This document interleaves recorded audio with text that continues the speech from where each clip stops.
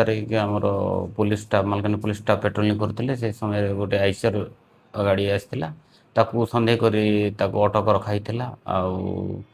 पचरा उचरा कर गंजे थी स्वीकार करते तो आम एनडीपीएस धारा अनुसार मजिस्ट्रेट को साक्षी सम्मुखें तलाश कर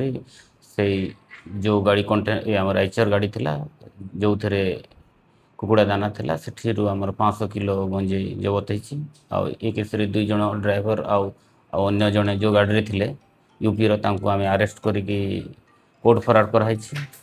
आई केस अन्य जो आम लोकाल सप्लायर मैंने अच्छा यथाशीघ्र अरेस्ट करा नहीं आमर जो रेगुलर चेकिंग चलूला से समय से गाड़ी को आम सन्देह करिकी अटक रखी आउ ड्राइवर को पचरा उचरा कर सन्देहजनक उत्तर देते सन्देह बारू परवर्ती समय से गंजे नौथा स्वीकार करते एक अन्य जो लोकाल आम सप्लायर अच्छा से ये आम लोकाल एरिया यथाशीघ्र गिरफ्त कर गंजेर भैल्यू अराउंड 50 लाख सब बारंबार एमती धरा नहीं ये बहुत चेक है आम एनफोर्समेंट आउ स्ट्रिक्ट करी एक्शन निया।